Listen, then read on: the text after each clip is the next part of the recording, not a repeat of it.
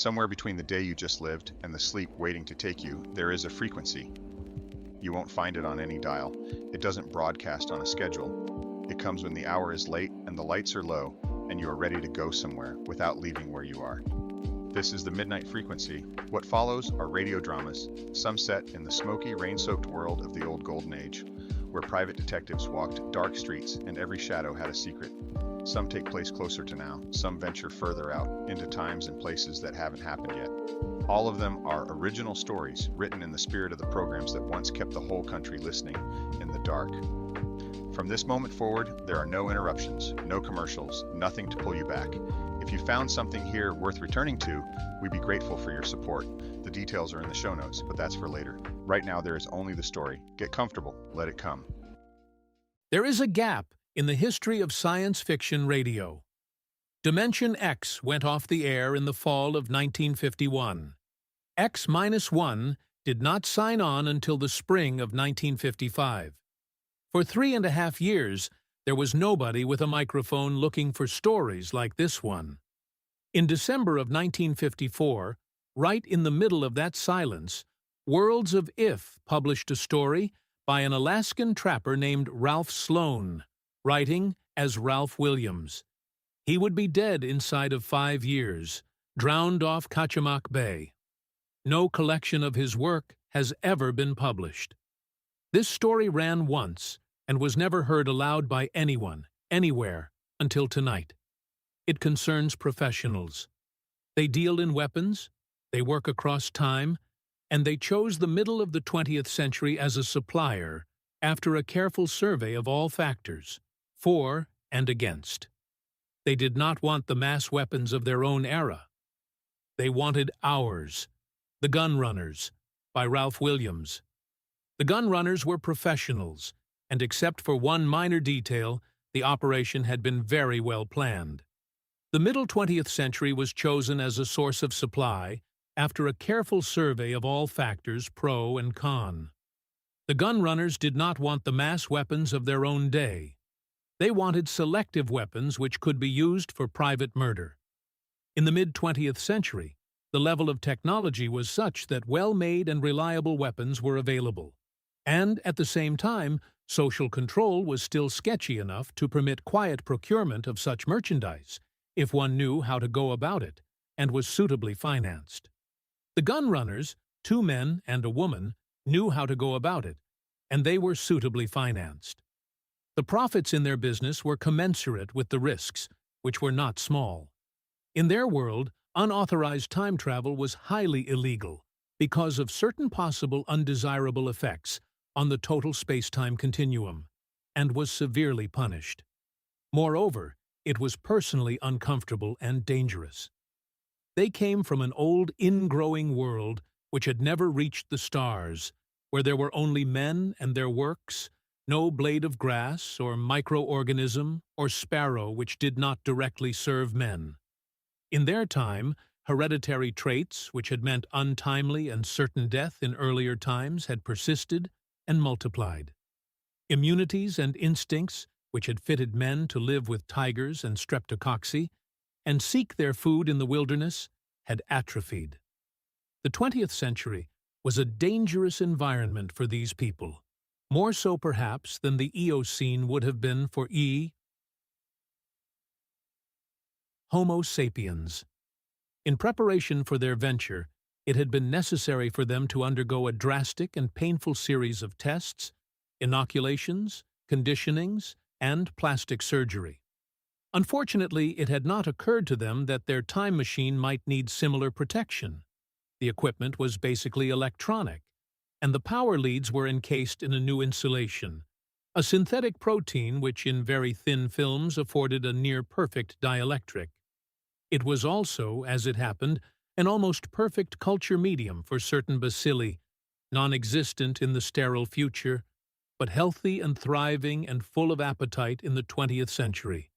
When the gun runners prepared to return to their own time with their cargo of contraband, there were small flashes of fire, and smoke curled briefly from various parts of the equipment. Their temporal environment remained unchanged. The gun runners were not technicians. They were specialists in other fields.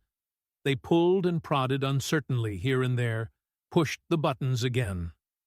Nothing happened.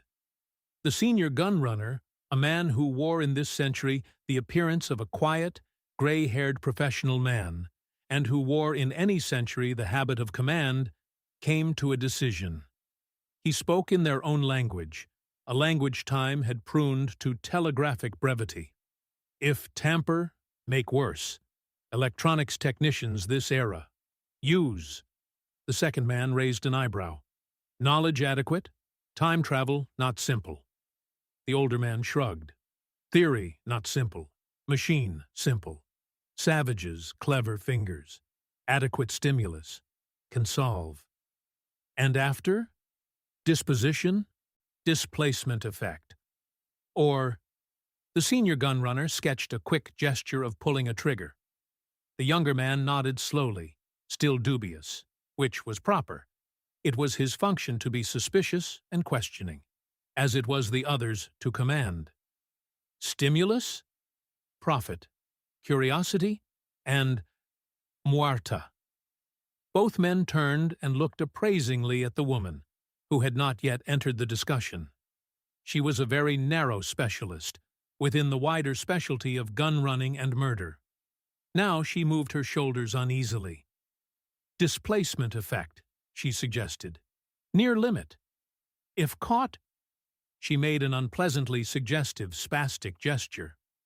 The chief gun runner shrugged again. If caught, he repeated the gesture she had made. In any case, no choice. Find technician now. George Dolan studied his visitors thoughtfully. Well, actually, he said, our work is design, not repair. I suppose I could send a man out to look over your job and recommend a firm to handle it. Is that what you want? Mr. Dolan, the gray-haired man said earnestly, I am afraid you still misunderstand me.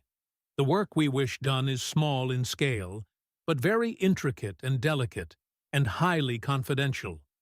We have investigated your qualifications, and you are the man we want to handle it.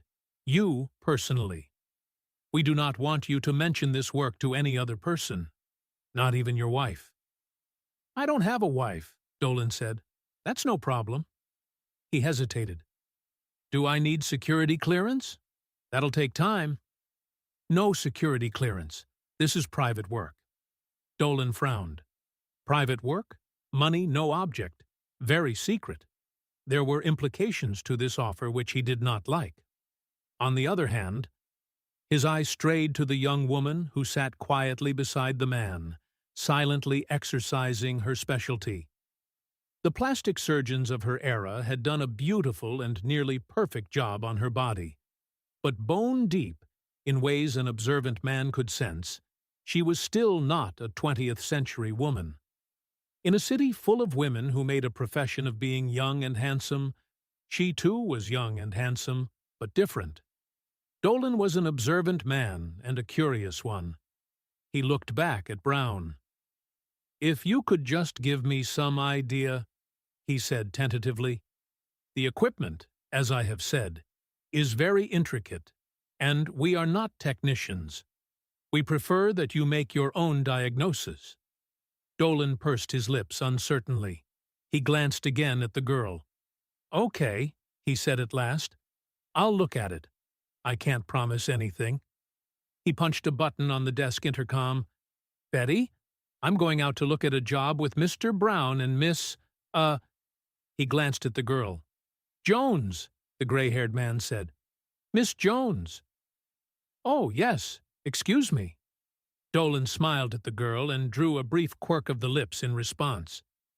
With Mr. Brown and Miss Jones, he continued. Be back sometime this afternoon. Okay, he said to his clients. Let's go see this intricate and delicate problem.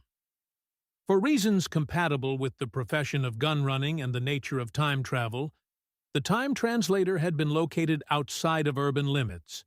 The city was to be rather systematically bombed in the near future, on a secluded and stable granite dike, within the shell of a frame cottage. Dolan observed all this without comment. they were met outside the cottage by a man about Dolan's age. "This is my colleague, Mr. Smith," Brown introduced him. Mr. Smith offered his hand.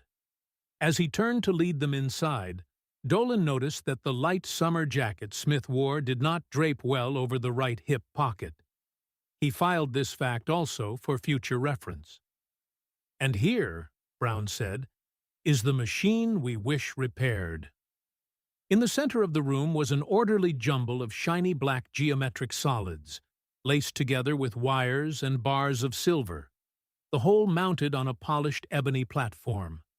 It was handsome, in a bizarre sort of way, but certainly it did not look like any electronic gear Dolan had ever seen, and he had seen almost all there was, at one time or another. He studied it carefully, turning it this way and that in his mind, trying to find some familiar feature to grasp it by. There was none. "Well," he asked skeptically, "what is it? What does it do?" Brown shook his head. "The purpose of the machine must remain secret," he said firmly. "We think the trouble may be superficial, some minor thing an expert could quickly repair. And we wish you to work on it from that viewpoint, without inquiring into its purpose." "I see," Dolan said noncommittally. The whole business was screwy. For 2 cents, he thought. He glanced at the girl. She sat quietly on a chair, hands folded demurely in her lap, watching him, practicing her specialty. "Well, maybe," he thought. "It wouldn't hurt to look, as long as he was here anyway." He walked over to the equipment and bent to examine it.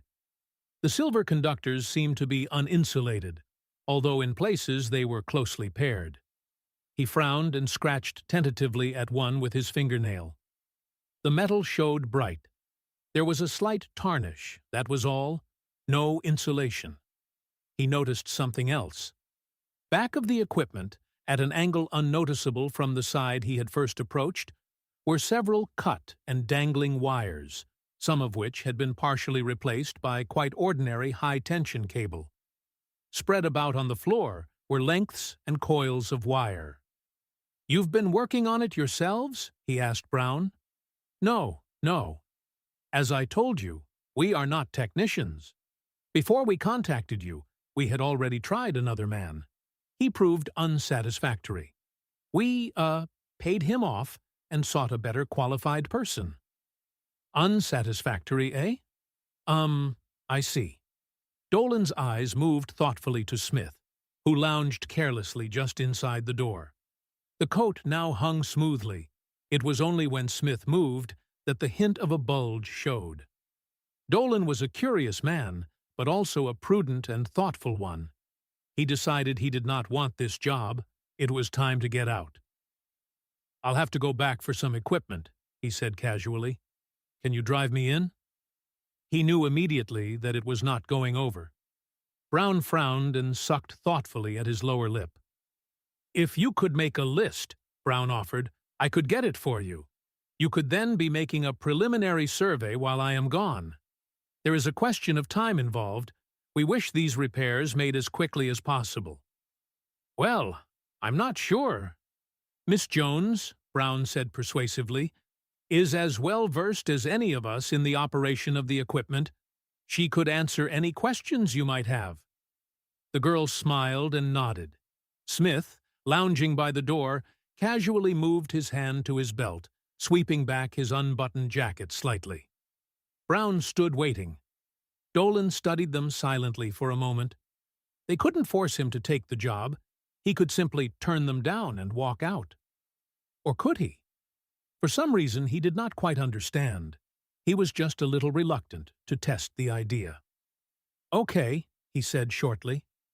He took his notebook and began to scribble a list of equipment on a blank page. A message, he wondered, like they do it in the movies? A request, maybe, for some outrageous piece of equipment that would tip off the boys in the shop? No good. They weren't that smart. And for that matter, neither was he. Besides, what did he really know? Nothing, except that he just didn't want this job very much. He tore the page out of the notebook and handed it to Brown. Brown slipped it in his pocket and went out. Dolan turned to the girl. "Okay, Miss Jones," he said. "Now let's see what we can figure out about this gear." He strolled completely around it, eyeing it from all sides. "Well," he said dubiously, "first, I guess, control. How do you start it up, make it go?" "We push these buttons, in this sequence," the girl told him. She moved her fingers lightly over a series of studs set in a small cube. "Okay, push 'em. Let's see what happens." "Nothing happens," the girl said. "The machine just doesn't work." "Well then, what's supposed to happen?" The girl looked unhappy. "I'm sorry," she said finally. "Didn't Mr. Brown say you weren't to ask such questions?" "Okay," Dolan said resignedly. "We'll let that go then. How about this? What indications do you have when it is operating normally? Anything light up, move, buzz, hum, spin around?" The girl frowned thoughtfully and shook her head. "Nothing lights up, moves, buzzes, hums, spins around. When the machine works, well, it just works, and that's all." She studied him with troubled eyes. "You are an expert. It seems to me an expert should be able to look at a machine and see what parts are faulty. Isn't that true? Why must you know what the machine does?" Dolan leaned back against the machine and lit a cigarette. He squinted thoughtfully at her through the smoke. "Well, what the hell? With looks like that, why should she need brains?" "Miss Jones," he said patiently, "I gather that you aren't a technical person?" "Not with machines, no." It was an odd sort of answer. Did it imply that she had a technical knowledge of something other than machines? Dolan considered it briefly and decided to pass it up for now. "I am a technically trained person," he said. "An expert, as you say. And I can tell you this. Machinery, electronic gear, anything like that, is built to do a specific job. Before you can design, build, or repair such equipment, the very first thing you have to know is, what do you want it to do? For all I know, this machine here may just be an overgrown coffee percolator. Now, suppose I go ahead and fix it with that in mind, and when I get done, it makes beautiful coffee. But it turn out, you wanted all along for it to get television programs. You're going to be terribly disappointed. You see now why I have to know what it does?" The girl nodded seriously. "Yes," she admitted. "I can see that. But I'm sorry.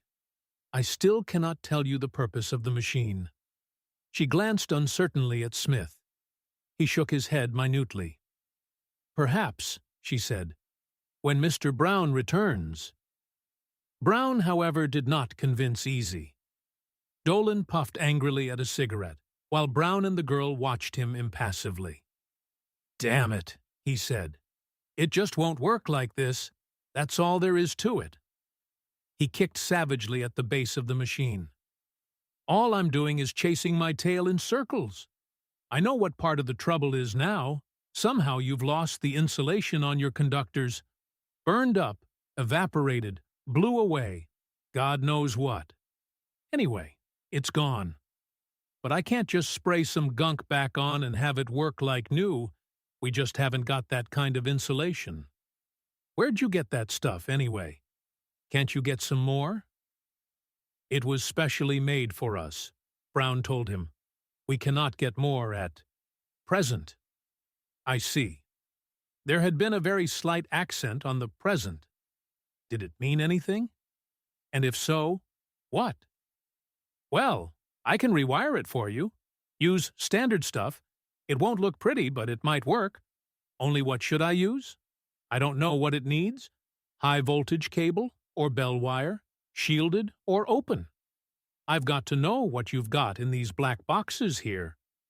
He pounded gently on one. "Before I know what to feed them." He snapped his cigarette into a corner, gloomily watched the smoke curl up from it for a moment, then walked over and stepped heavily on it. "So that's it," he said. Definitely. I've been fooling with this thing all day, and that's just exactly as far as I can go. It's up to you people. You can give me the dope. I can't promise anything even then, except just to try. Or you might as well pay me off. I can hang around here and put in more time, but you won't be getting anything out of it. Brown studied his fingernails absently. Perhaps you are right, he said slowly. However, I cannot act without consulting with Mr. Smith, and he has gone into town to get some food for you. I am sure you must be hungry. When he returns, I will let you know our decision. Okay. Dolan mopped at his face with his handkerchief. God, it's hot as an oven in this shack, he said. Miss Jones smiled in sympathy, though she looked cool enough. Come on, Miss Jones. Let's get outside and cool off a bit. I think that would be nice, she agreed. It was just turning dusk outside, and there was an agreeable breeze coming up the valley. They walked over and sat down on a rocky ledge. Tell me, Miss Jones, he said suddenly, do you like it here? It's very pretty, she said. She looked out toward the ridge with the sunset colors fading behind it. Much nicer than the city. No, no, he said brusquely. That's not what I mean. I mean, do you like it? Here, in our world? I don't think I understand you. I mean, here, now, on this planet, in this time. Do you like it as well as your own place? She stared up at him with wide, puzzled eyes. My own place?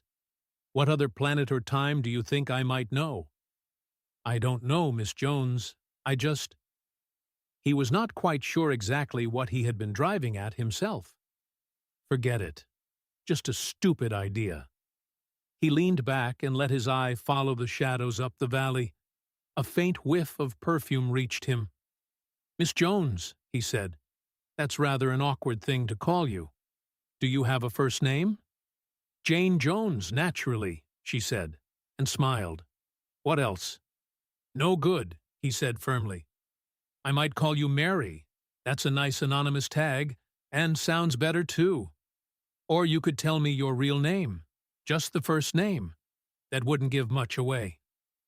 She considered silently. Muerta, she said finally. My name is Muerta. She accented the syllables evenly. Muerta, he repeated. Muerta. He rolled the ER slightly, as she had done. That's much better. It fits you now, Muerta, and it fits the cool shades of evening.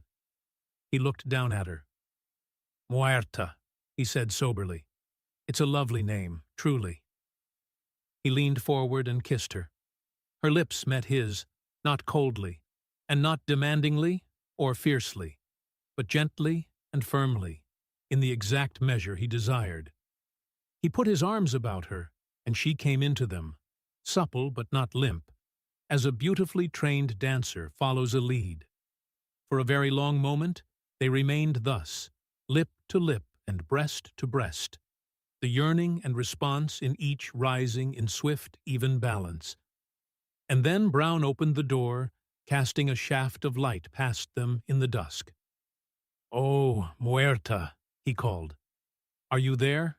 Could you come here a moment, please? The two male gun runners had stepped outside the cottage, while Muerta served Dolan his dinner.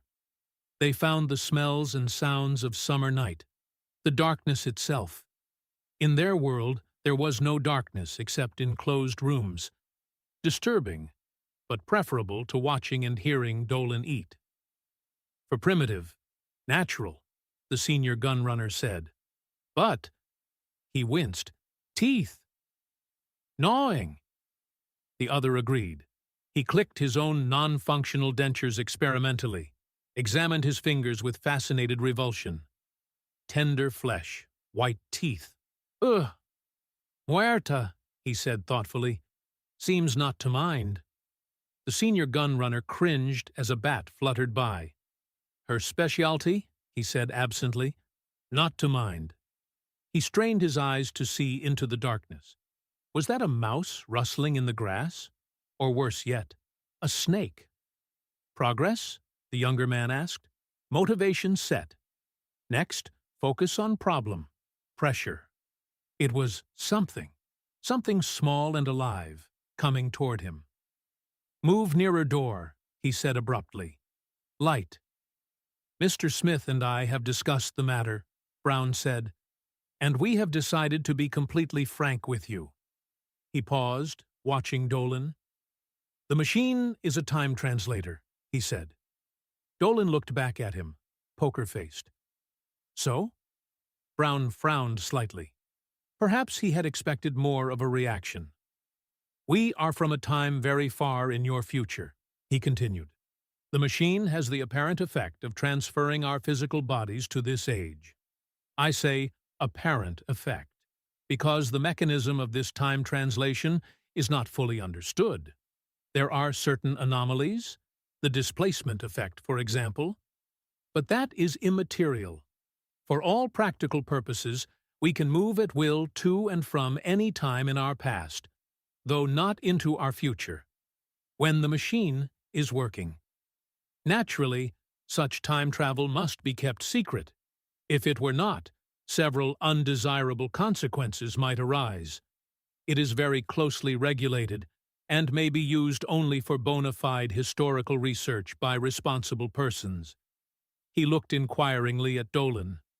I am not really sure I can tell you much more about the machine. I am not a technician, as you know. Does what I have told you help any? I don't know, Dolan said. Let me think about it a minute. He was not really much surprised at the disclosure. In terms of the technology he knew, the machine was almost completely meaningless. From the beginning, there had only been two possibilities. Either it was the product of an alien culture, or it was an elaborate hoax. He had already decided it was not a hoax. He had not, he realized, allowed himself to explore fully the implications of the other possibility. He did so now, and some of the implications were intriguing. Historical research, eh? Well, maybe. He would reserve judgment on that. But a time machine? There was no such thing. And yet, if there were... He looked at the jumble of equipment speculatively. I still don't know how a time machine might work, he said finally. Do you have any sort of handbook, operating manual, anything like that? Or do they have such things in your time? Operating manual? I don't think so. There are some pictures. Brown stepped over to the machine and touched a large flattened sphere which grew out of the base. This is the power unit. If you press these studs, various pictures, schematics, I believe you would call them, are projected on the surface. Is that what you want? That sounds like it, Dolan said. But I did press those studs. Nothing happened. That is because the power unit is not operating.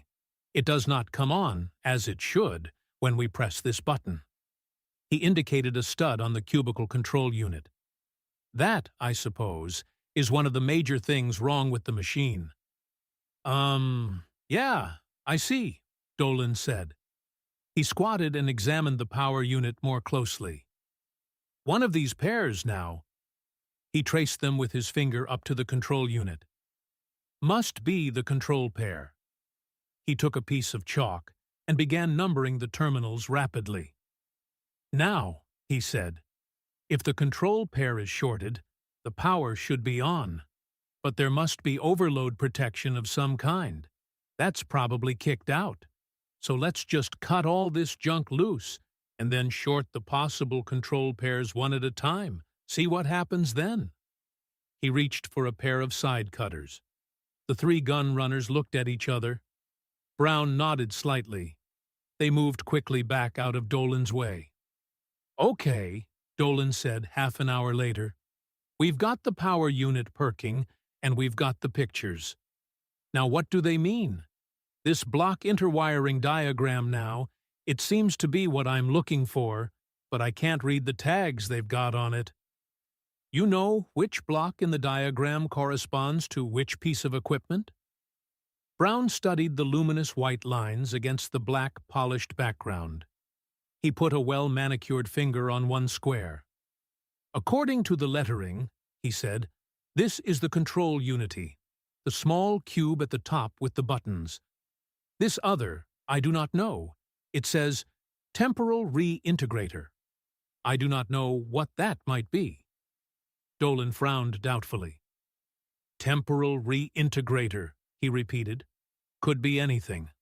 What do the others say?" Among the litter, the first electrician had left. There was a short length of lead-shielded two-conductor number 14 wire. He picked it up and began to run it absently through his fingers, straightening it. Someone had apparently amused themselves by clipping idly at it with a pair of side cutters. It was irregularly nicked along its length.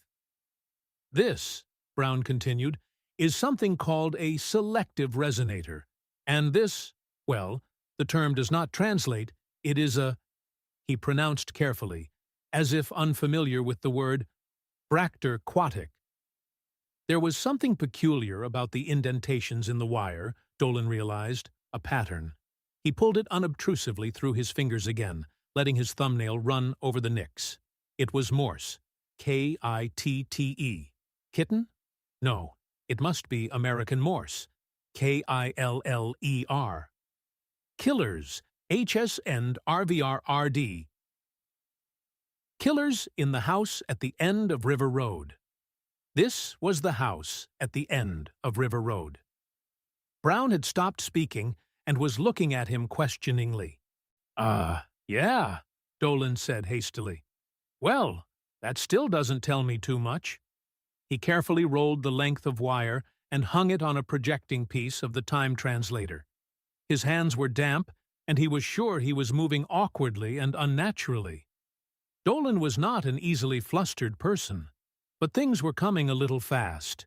Mysterious aliens, time machines, and now, murder, or hint of it.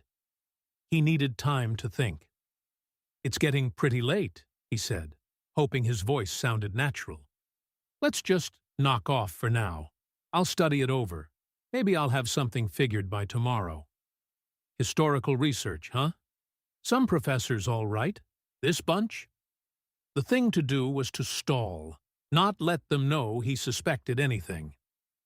"I tell you," he said casually, "do you have some place I could bed down here? Save me a trip into town and back?" Was it his imagination, or did Brown relax slightly? "Why, yes, we do have a spare cot in Mr. Smith's room," Brown said. "Would that be good enough?" "Sounds fine," Dolan said. He snapped the lid of his toolbox shut. "Let's go see what it looks like." The two male gun runners held a council of war while Dolan was eating his breakfast.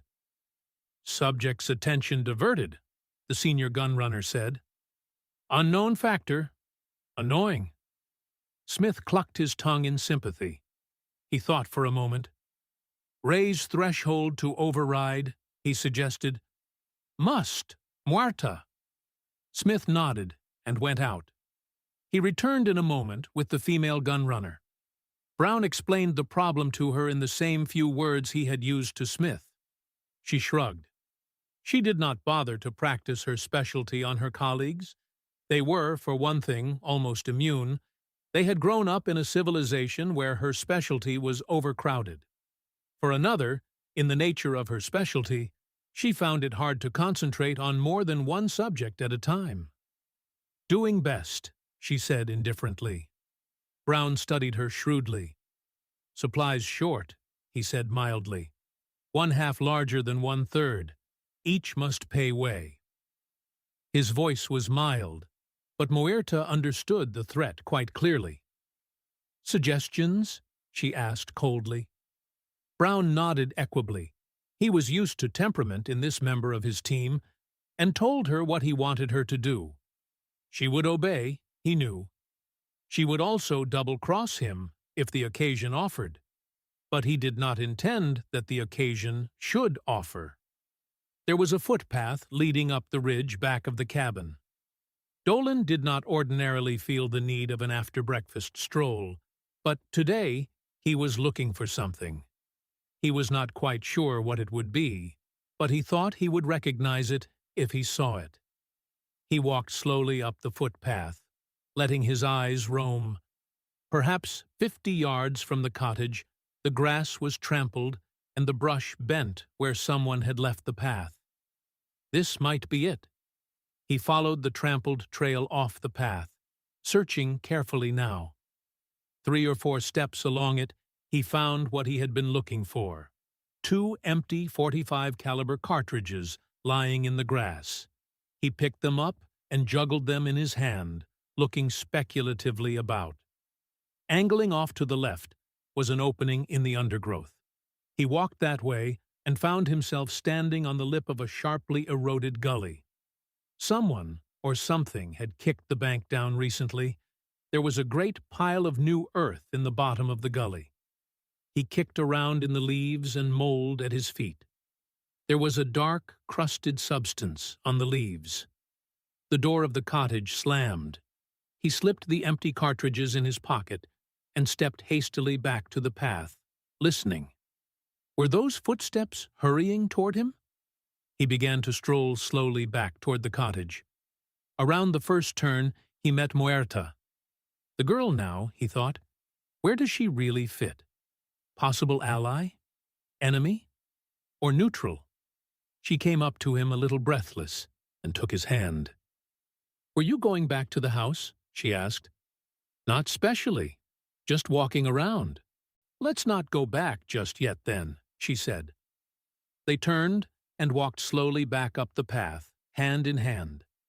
After a while they came out on an open shoulder from which they could look down, catching glimpses of the path they had climbed here and there, and at its end, the cottage. They sat down close together, leaning back against a large tree, not speaking at first. After a while the girl sighed.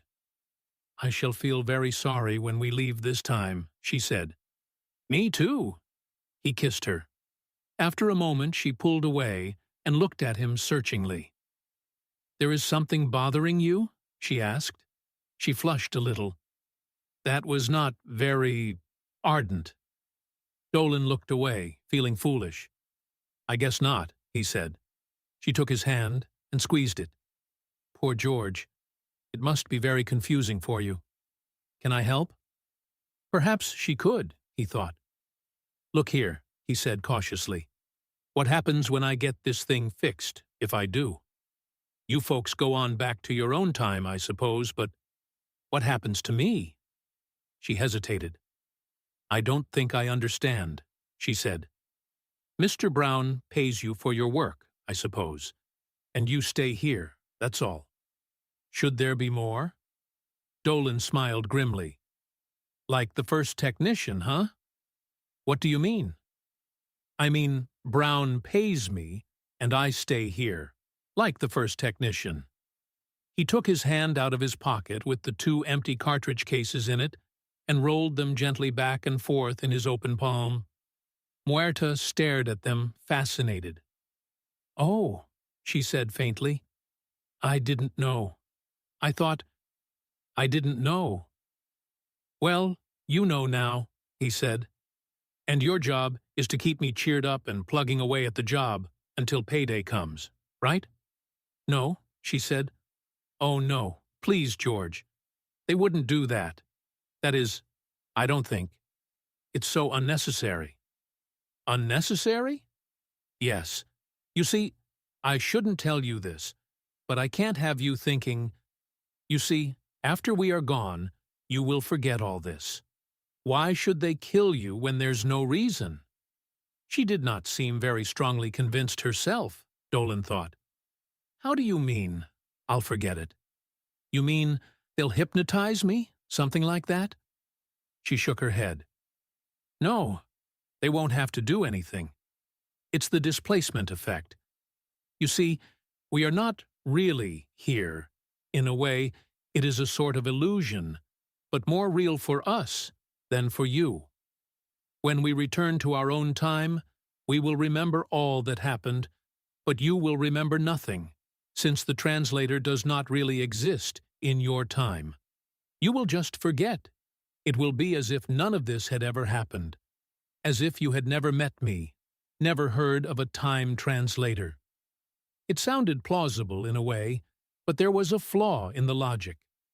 If everybody in this time forgets, why so much to do about secrecy? Won't anyone else, I tell, forget too? There is a limit to the possible displacement. If the limit is exceeded, according to the Alwyn hypothesis, the continuum itself may be altered, and one of the ways in which it might change would be to eliminate the irritant, in other words, all of us concerned directly. I see. So they figured two of us put too much of a strain on the displacement. That's why they killed this other joker. What was his name, anyway? Nelson, perhaps, she said uncertainly. That might be it. And maybe they figure even one is too much strain. Better to be safe than sorry, huh? No, I don't think so. Killing requires even more displacement than loss of memory. Really, I don't understand it, you see. I am just a sort of employee. They don't confide in me. If they knew I had been talking to you about these things like this— She shuddered and smiled wryly. Perhaps I too know too much. Perhaps I should be worrying about the pros and cons of various types of displacement for myself. Dolan looked at her thoughtfully. This displacement thing, he said gently. I'll forget you too. She nodded. You will forget me, but I will remember you. For a long time, I am afraid. He frowned and kicked at a tuft of sod. I don't want to forget you. Do you have to leave with the others? Couldn't you stay? For a little while, anyway? You haven't really had a good chance to see our world yet. No. They would never trust me out of their control. If I refused to go, well, she shrugged. And I don't suppose I could go back with you to your world, spend some time there either. No, that would be to travel into your own future, which cannot be done. I see. Dolan leaned back against the tree, thinking. Well, there's one thing sure, he said. If the machine can't be fixed, it can't be fixed. There isn't much they can do about it. You may all stay in this time yet. She shook her head gently. Not all. At least, not all alive. There would be no displacement, and the only hope they would have to avoid the Alwyn action would be to preserve absolute secrecy. You have a saying, I believe, dead men. She hesitated. Even if you and I could find a way to escape, even if they told me I might leave, I could not trust them. They are very dangerous men. As long as we and they are both in this time, there would be no safety for me, nor for you. I suppose you're right, Dolan said reluctantly. He looked down at her searchingly. What do you want to do? He asked. Do you want to stay with me, or do you want me to forget you? I want to be with you, she said softly. Always. And I with you, he said. He bent his head toward hers. Below, the door of the cottage opened. Smith's figure appeared. He glanced around and then came plodding up the path. Marta pulled away and got to her feet. We might as well start back, I suppose, she said unenthusiastically. Let's go back in the woods. He won't find us there. She hesitated and then shook her head. No.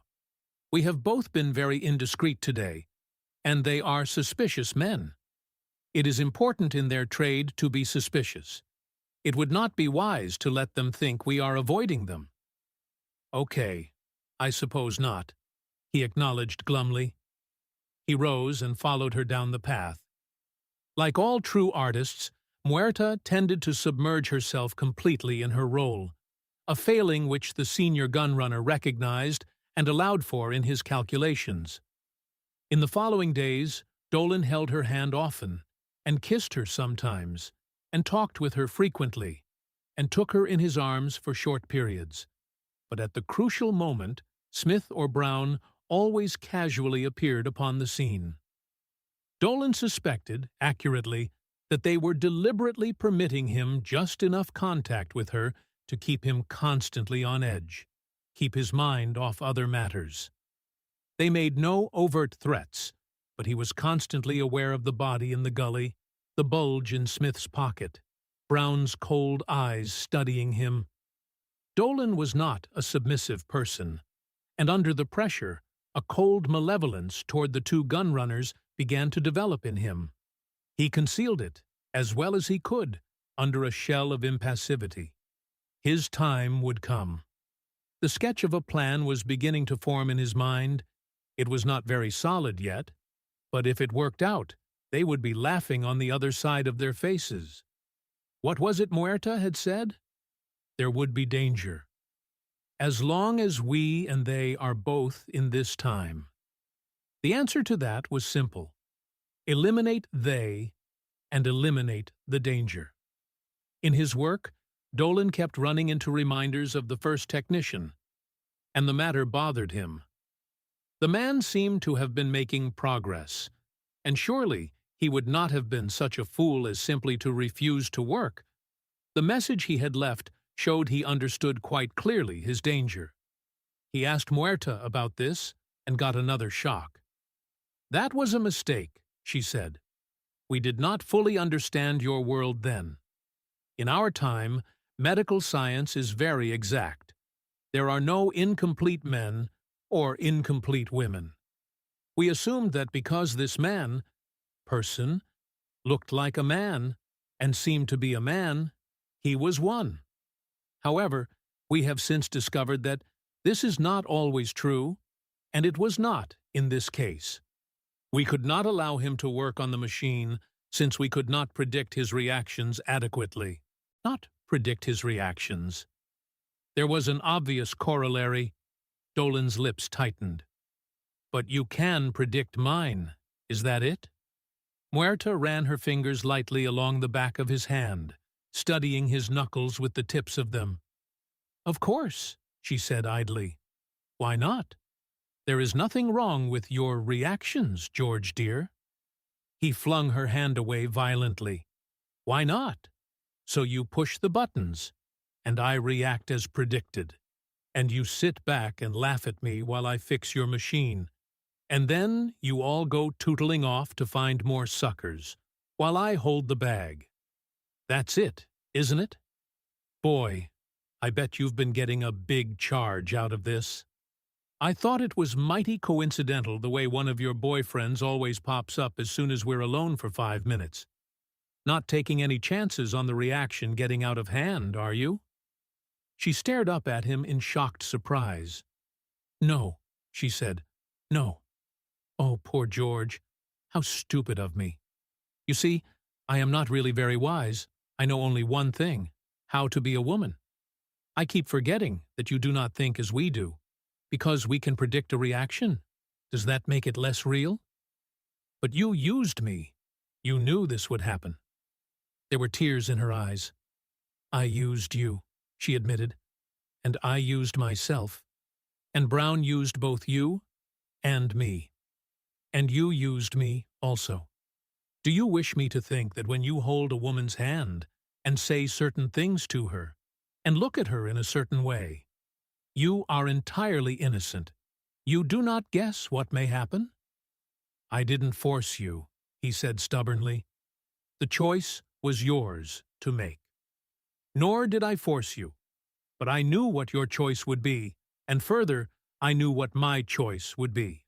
Emotion is my trade, as electronics is yours. Electrons, I have been told, have a certain freedom of choice, or appear to have. Yet you know with quite high probability which choice they will make under the influence of certain physical fields. In the same way, I know what choice to expect of a man or a woman under the influence of certain emotional fields. You didn't want me, though. You just wanted a technician. The first man would have done just as well for you if he had reacted. That is true. And I am the first woman you have ever made love to? No, of course not. But I've never felt the same about them as I do about you. I, the same. George, I think you still do not understand me. In your time, there are women who get things from men by seeming to promise more than they intend to give, for simulating emotions they do not feel. You think I am one of those? No, please don't interrupt. I am not. In my time, there are no such women. People understand each other too well. They are too hard to fool. Instead, there are women like me, women who are peculiarly attractive to men, and peculiarly susceptible to men. Honestly so. Believe me, it is not an easy way to make a living. A woman has only so much honest emotion to give. Do you understand now? She looked up at him appealingly. He did not understand, but he believed. He could not doubt that this was as important to her as to him, that regardless of the motives behind it, her feeling was deep and honest. And yet, it was impossible to understand, impossible for him to visualize a world in which people knew accurately the feeling others held for them, and yet still loved, disliked, or were indifferent. It was, he thought, a little like a caveman trying to understand the complexities and compulsions of polite urban society. He slumped back down beside her. I don't know, he said glumly. You're right, I suppose. It all sounds logical. But I still don't understand. She drew him to her. Poor George, she said with her mouth against his ear. Poor George, I know only one way to console you, and only one way to console myself. She sighed. And it seems they will not permit that. I suppose the reaction, she smiled wryly, would not fit with their plans. Dolan straightened and looked at her sharply. Her remark had reminded him of something else he needed to know. How do they know just when to break us up? He asked.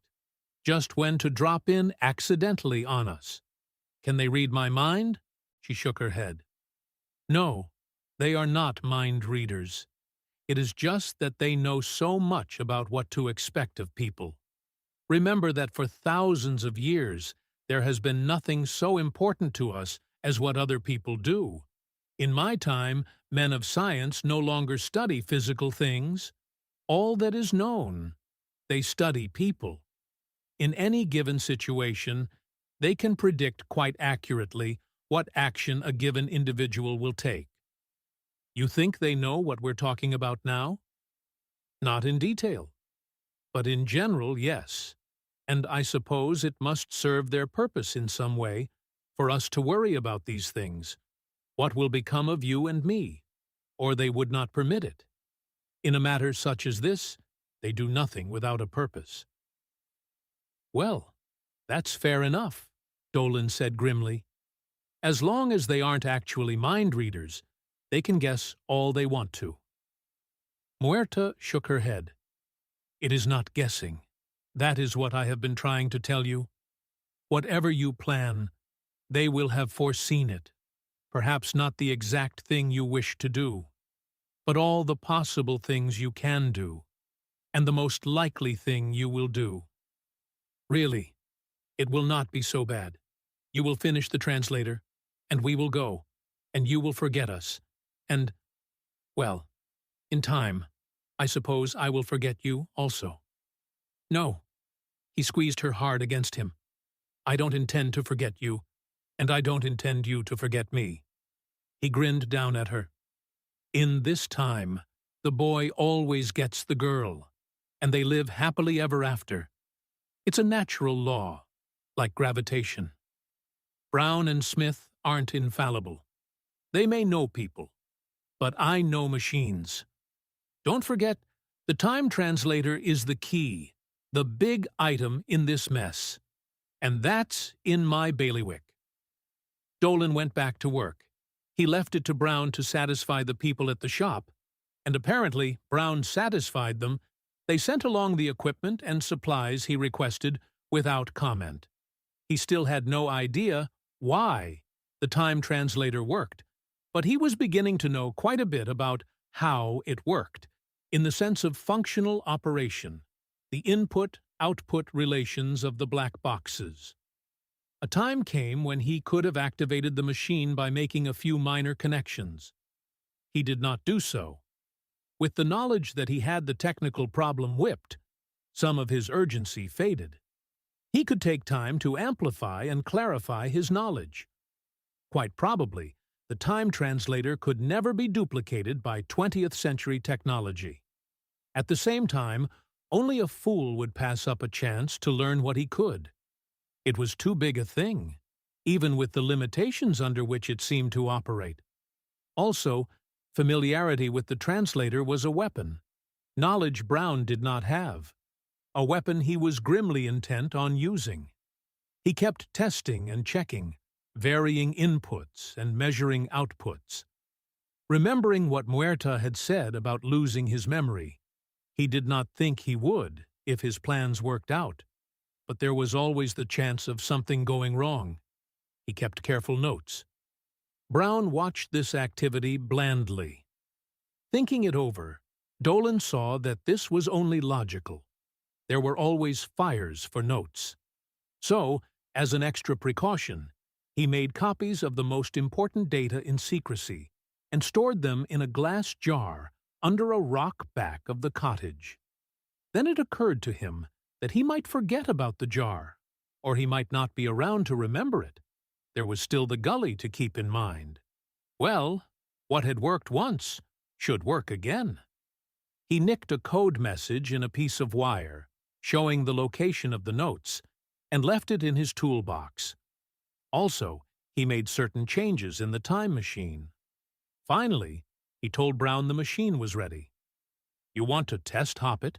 he asked. "I'm pretty sure it'll work now, but it's still a haywire job. I could be wrong." Brown shook his head. "Not necessary. If the machine works, we will be home. If not, well, you will just have to tinker with it some more." It was not sound reasoning from Dolan's viewpoint, but consistent with what he had come to expect from these people in technical matters. He had counted heavily on such a reaction. "Okay," he said. "Then she's ready to go." Brown nodded and tossed a key to Smith, speaking curtly in a language strange to Dolan. Dolan had noticed long before that the back bedroom door was always locked, and the windows securely boarded up. Artifacts of historical interest, Brown had told him. It seemed like rather extreme precaution to take for security of such material. Brown turned back to Dolan. "You had better move your equipment out of range of the machine now, if you wish to keep it," he said. Dolan carried his equipment outside.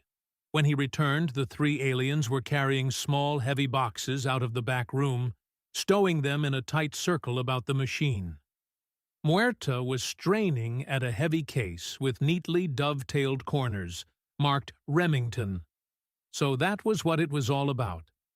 It suddenly occurred to him to wonder how, if the machine could not move a person into the future, if it had no real existence in this time, they expected to move guns and ammunition.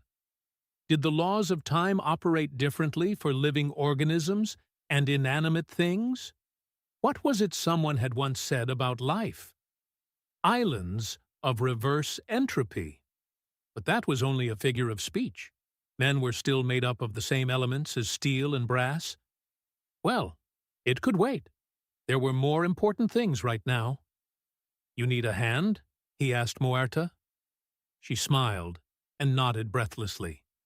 As he stooped to help lift the box, their heads almost touched. "Listen," he whispered. "Be on your toes, now. I'm going to try something. Stay on this side of the machine, no matter what happens, and do just as I say." She looked startled, but nodded. With four of them working, it did not take long to pile the cargo in place. Brown checked it over with his eye, and then turned to study Dolan. "Well," he said slowly, "I suppose we are ready to go. No doubt you wish your payment now, eh, Mr. Dolan?" This was the critical point. Dolan tensed as Smith stepped clear and lifted an inquiring eyebrow at Brown, his hand in his hip pocket. But the senior gun runner shook his head. "Don't be stupid," he said quietly. "I think we have a few negotiations to make now." He looked at Dolan inquiringly. Dolan hoped his relief did not show too clearly. He had been reasonably sure Brown would be too acute to kill him offhand, but it had been a tricky moment, just the same. Now, he thought, play it cagey, make them lay it out on the table, get it moving. "I'm no good at guessing games," he said. "You'll have to come down to my level on this." Brown nodded. "Of course. Excuse me. I will be more explicit. Mr. Smith wants to kill you and get you out of the way immediately. He does not trust you. I do not trust you completely myself. I do not trust anyone completely. And for that exact reason, I feel it would be stupid and dangerous to kill you. I am quite sure you will have booby-trapped the machine against just such a contingency."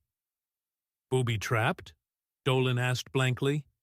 "Yes," Brown said patiently. "I mean, the machine will not work satisfactorily if you are killed. It will blow up, burn out, or some such thing. Is that not true?" Dolan considered the question for a moment. He was acutely aware that the most devious plot would probably seem simple and childish to a man like Brown. "Suppose it were," he said cautiously. "Then what?" "Then we shall negotiate, like reasonable people. What do you need to convince you of our good faith? Your money?" Brown reached in his jacket pocket and brought out a slip of paper. "Here," he said. "I think you will find this satisfactory." He handed it to Dolan. Dolan looked absently at the check. It was more than satisfactory, for a purely business transaction. But this was no longer just a business transaction. "It's not enough," he said flatly. Brown raised an eyebrow. "The girl? No." He shook his head firmly. "We must have Muerta for a hostage, a guarantee of your good faith. She goes with us. Afterward, perhaps, if she wishes to return—" He shrugged. Dolan studied him, trying to decide just how much Brown's word was worth. Just as much as it suited him to make it worth, probably. He glanced at Muerta. She shook her head, a tiny, almost imperceptible jerk, confirming his own thought. There was no particular reason to expect that Brown would really let her return. Muerta probably was not important to him, but the whereabouts of the time translator was. He turned back to Brown. "You'll promise not to stop her?" Brown smiled indulgently. "I promise." Dolan felt an almost uncontrollable urge to smash the smug smile with his fist. He bottled it up. This was no time to get excited. "Okay," he said shortly. He stepped to the machine and carefully bent a wire just so, while Brown watched alertly. "Also," Brown said, "the notes." "Notes?" "Exactly. The notes you kept on the operation of the machine. Give them to me, please." Dolan shrugged. He had not really expected to keep the notes. "They're out in my briefcase," he said. Brown looked at Smith, who went out and returned in a moment with the briefcase. Dolan took out a folder and handed it to Brown. Brown riffled through the pages, nodded, and tossed the folder on the pile of boxes. He studied Dolan speculatively. "The other notes, too, please," he said. "The secret notes." The man was guessing, of course. Dolan had not even mentioned the other notes to Muerta. "You've got all the notes I made," he said. Brown stepped forward and grasped his arm. "Walk," he commanded. Dolan twisted to look at him, startled. "What?" "The notes," Brown said coldly. "Walk." He gave a little shove, and Dolan found himself walking, with Brown holding his arm in a firm, even grasp, a look of preoccupation on his face. "This way," Brown said. They went out the door. "The notes," Brown repeated insistently. "Keep walking. Keep walking." They zigzagged rapidly across the yard, Brown still guiding Dolan by the arm, Smith coming behind with his hand in his pocket. Brown paused. "Here, I think," he said to Smith. "Look under that rock." Dolan watched in helpless rage as Smith dug the jar out and handed it to Brown. Was Brown a mind reader, after all? How else? Well, of course, he thought. Muscular tension, the old mind-reading trick. He should have caught on sooner, but Brown was good at it, no doubt about that. Brown smashed the jar against the rock and stuffed the notes in his pocket. They went back into the time machine. Brown bent over the control box and studied it carefully. He examined the wire Dolan had adjusted. For the first time, there was a flicker of uncertainty in his eyes. "Well," he said absently, "I suppose—" He looked comprehensively around, checking the position of the cargo. "There is something—" He punched the power button, moved his hand to start the machine. Dolan glanced at Muerta. She sat on one of the boxes on the far side of the machine, watching him. This was the time. Now. He stepped forward and opened his mouth to shout. He never did. Something went suddenly wrong. Brown flicked a thumb, Smith moved like lightning, and before Dolan realized what was happening, he found himself flat on his back, wondering numbly what had happened. Brown snapped a syllable at Muerta. She answered with a shrug and a word. He frowned momentarily, and then his face lightened. "Ah," he said softly. "I think I see now. You were going to shout to Muerta to run out of range of the machine while you jumped in and activated it. Isn't that so? Really, it would have done no good. We could still have returned. And besides, Muerta—" He frowned suddenly. "Oh, could we have returned?" He bit delicately at his lower lip. "Muerta," he said, "step a little closer to the machine, please. Now," he turned back to Dolan, "I am going to push the buttons, with Muerta quite close to the machine. Are there any last-minute changes you wish to make?" Dolan hesitated, studying both Muerta's and the men's positions, and then nodded sullenly. "I thought there might be," Brown said with satisfaction.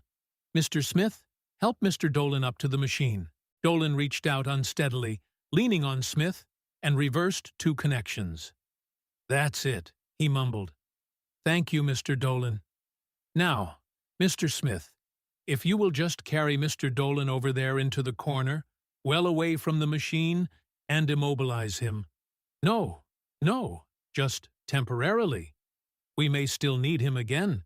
Mr. Dolan is a very tricky sort of person." Dolan felt Smith's fingers touch his neck lightly. There was a sudden blazing pain, and that was all.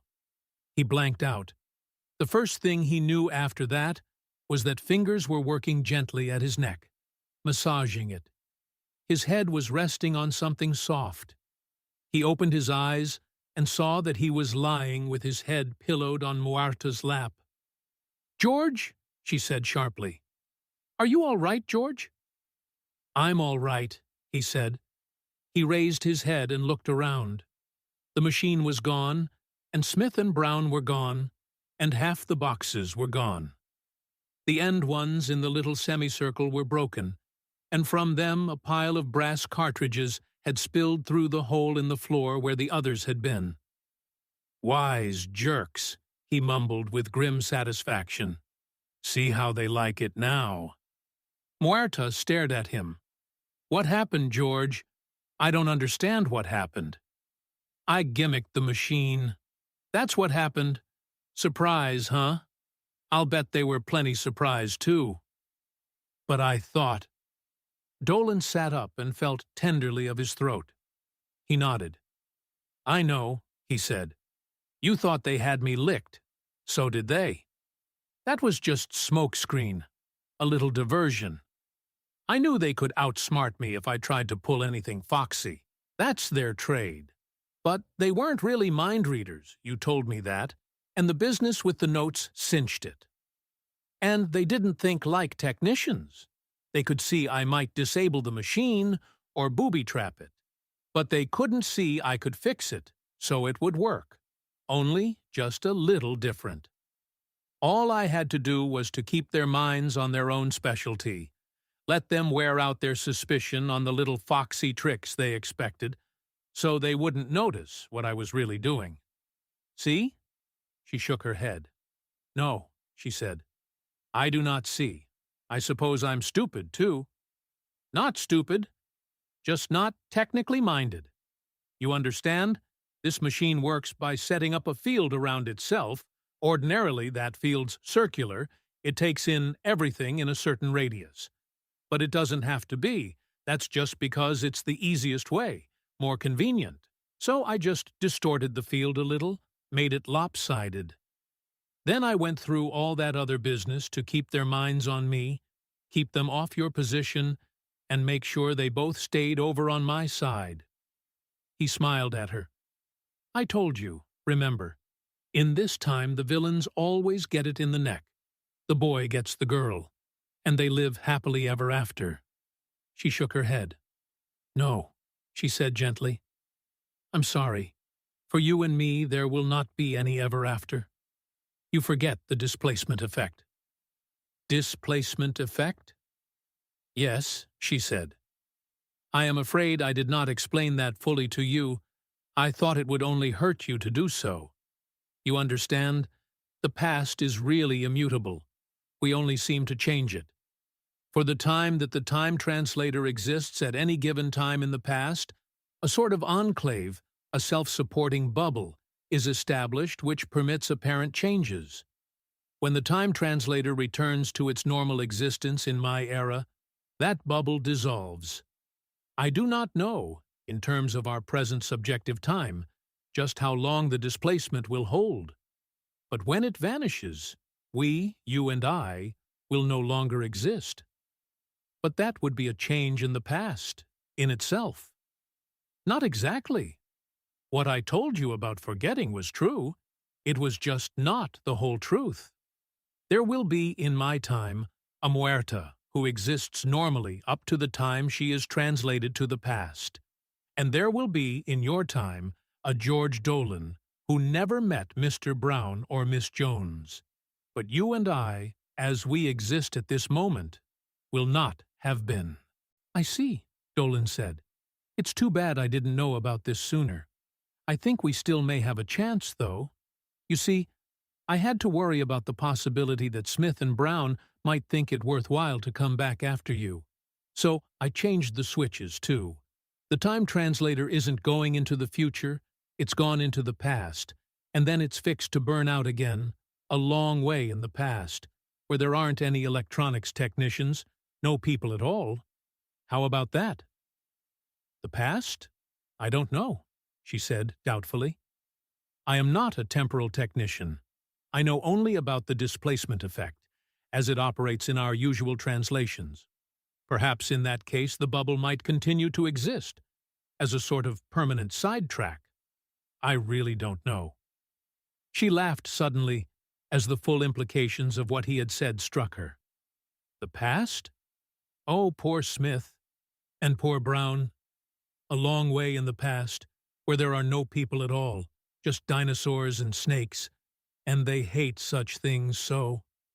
She laughed helplessly, tears rolling down her cheeks. And poor George, and poor Muerta, all with their clever little plans, their tricks to outsmart each other. Everyone has outsmarted everyone else, and we all lose now, don't we? Dolan stared at her narrowly. We all lose? She nodded. The senior gun runner had been quite confident of victory. It took him a rather long moment to assimilate the fact of defeat. But in that moment, he did assimilate it, as fully and completely as he took in the implications of any other situation. He examined the wreckage of the time translator curiously, tried and failed to make sense of the erratic pattern in which their cargo had accompanied them, the absence of Muerta. He straightened and looked about. There were no dinosaurs. The range of the time machine did not extend that far. But over on a ledge of rock, a large cat with hypertrophied eye teeth squatted, switching its stub of a tail, startled by their sudden appearance.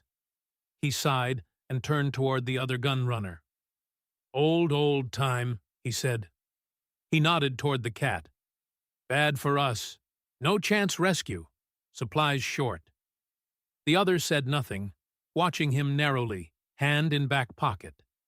Down in the valley below, something trumpeted. A hoarse, grunting roar. The senior gun runner started nervously. It was getting dark. He held out his hand. Older first, he said simply. The younger man laid the gun in his hand, and the senior gun runner, without hesitation or farewell, raised it to his head and pulled the trigger. Yes, everyone, Muerta said. She wiped at her eyes. I'm sorry, George. I will die very quickly in this time, whether the displacement operates or not. But you said... I know. I was so sure there was nothing you could do, and I said what I thought would make you happy. And I did want to stay with you, in a way, even though I knew it would kill me. And in another way, I wanted to go back, to return to my own time, and you were my means to that. Oh, it's so mixed up, really. It is funny, everyone so sure of themselves, and now, this... Dolan shook his head helplessly. I never thought. You seemed so human? Her lips curled wryly. I was made to seem human, 20th century human.